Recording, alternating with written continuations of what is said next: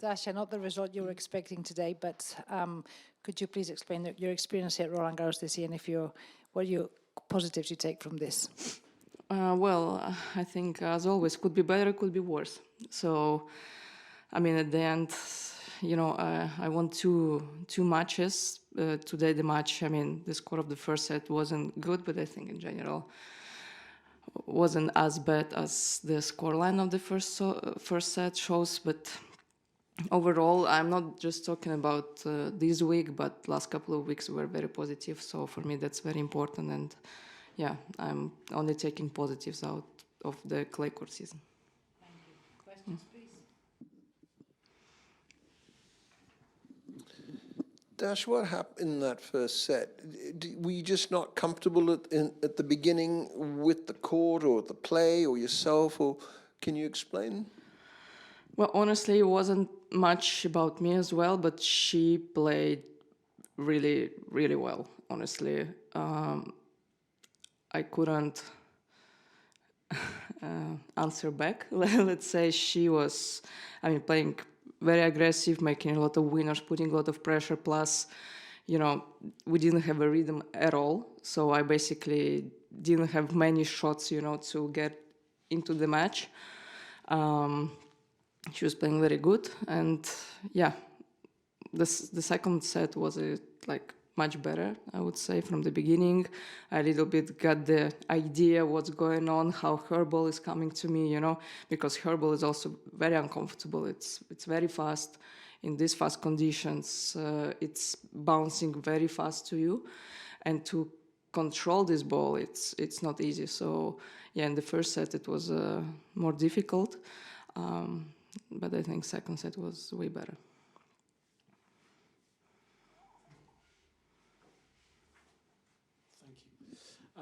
Dasha, now that you've come through this difficult period, do you see a lot of encouragement going forward for the rest of the season, particularly going into the hard court season?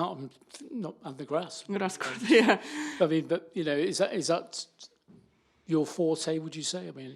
Yeah, honestly, as I said, I can only take the positive out of the clay court season, because the position I was in before even, I don't know, let's say Madrid, was pretty bad. Honestly, I think I saved myself in this couple of weeks, playing a lot of matches, winning a lot of matches as well, even not playing good most of the times. It's very important still to, feel this feeling of winning.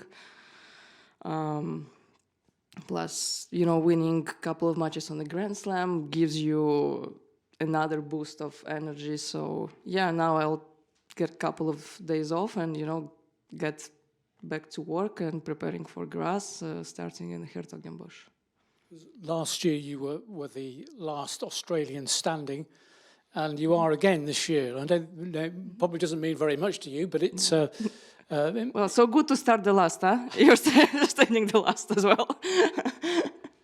But you wouldn't have expected that a few weeks ago, when, before that tournament in La Bisbal, and would you have said then that were you almost writing off the clay court season at that point? Yeah, before La Bisbal, honestly, the things were pretty bad. So they started to get better, after that week. Even during that week on the tournament, I wasn't myself on court. I couldn't find the way how to, win the matches without drama. I was just, trying to get to win balls, to win points somehow. Now I'm getting back the idea how I want to play, how, I see the game more clear right now. I can think during I played there. I couldn't think. It was just a pure survival. Hello. Do you think these extreme weather conditions are affecting not only the performance of everyone, but maybe many good performers are having big troubles from the very top 3, 4, like now Anisimova lost. And how do you think there is a limit that you would say it's better another hour or to find a solution because it's very strong, the weather? Well, honestly, yeah. I mean, this year the weather in Paris, it's very unusual. Normally, we never experience, such hot conditions for a week, maybe some days, but for a week, I don't remember. And of course, that's affecting. I mean, we can see that it's like additional factor, like. Some of the matches, weather is beating players, not the player is beating another player. I mean, but this is a part of the game because we've got places where it's way hotter than here. I mean, it's hot here, but to be honest, it's not like super extreme. It's close, but it's not super extreme. For example, Cincinnati every year is way worse. Plus, it's a hard court, so it feels even hotter. Australia, I mean, it sometimes can be like 45 degrees. So, I mean, we've got some really tough places where it's very, like, too warm, maybe I can say. I mean, this time it's unusual, and also I think why players are struggling is because we're all coming from the tournaments where the weather was like 15 degrees, not more than 20. And then when you go from plus 20 to 32, the jump is too big. So your body is not adapted. I think that was one of the main problems. When you're in Australia, for example, you're playing 1 month in these conditions, we don't see as much troubles. So, yeah. Dash, on a scale of 1 to 10, when you were really struggling, where would you say you were on that scale? And now, compared to now, where would you say you're on that scale?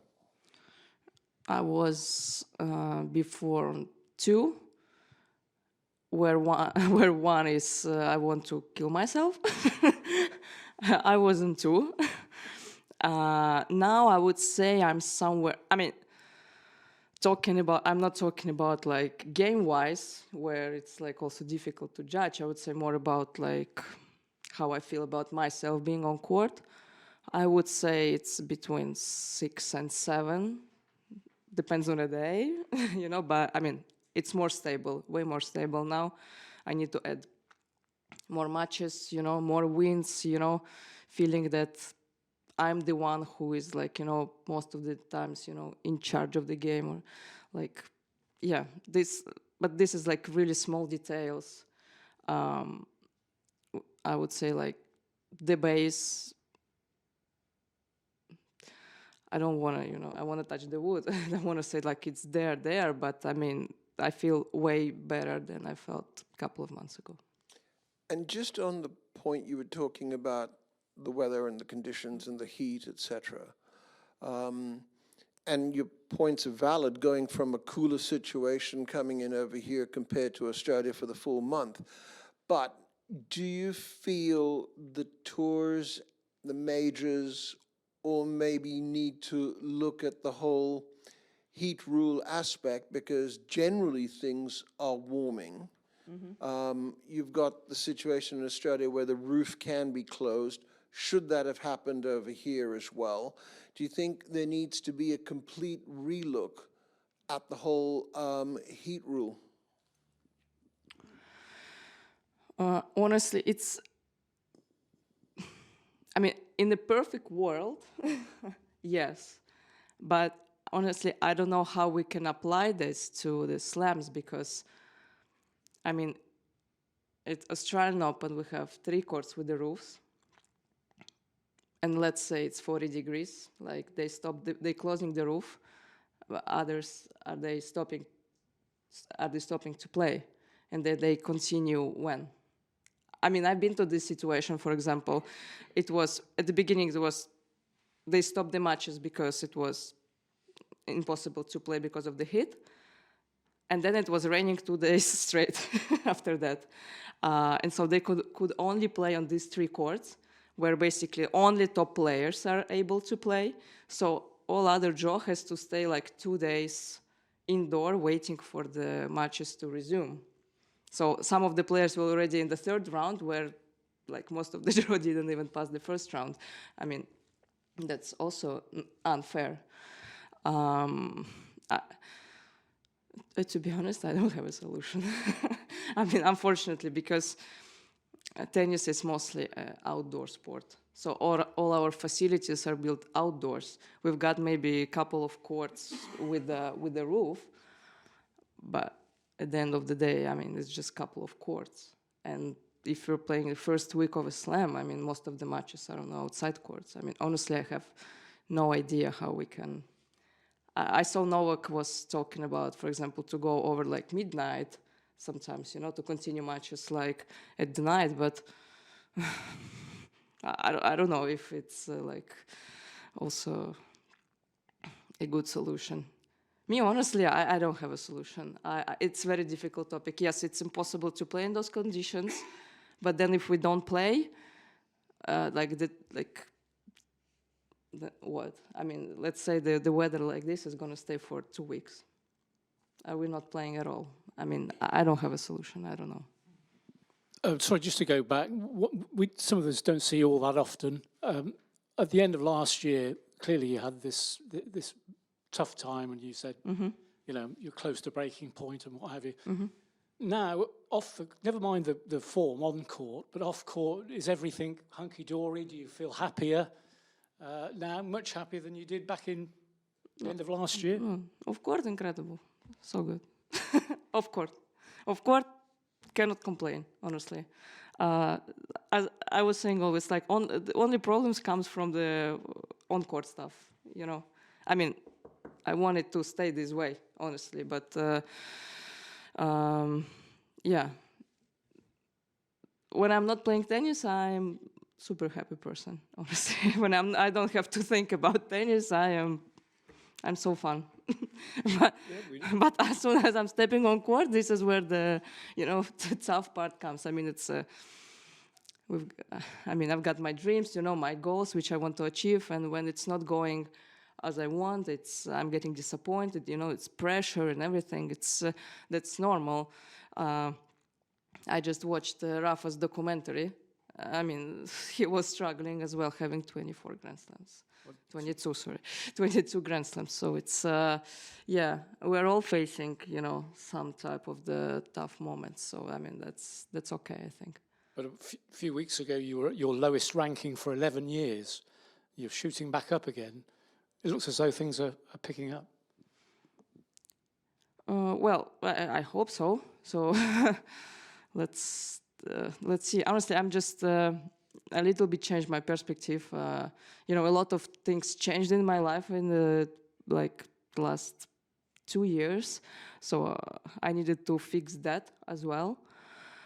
You know, get more stable mentally, you know, like settle down a little bit. So now I'm settled, and finally, you know, I can just, you know, work, play tennis, and try to be as calm as I can, because it's difficult, because when the things are not going the way you want it, and you give all your life to that, it's tough to accept sometimes, but, you know, there's always a sunrise.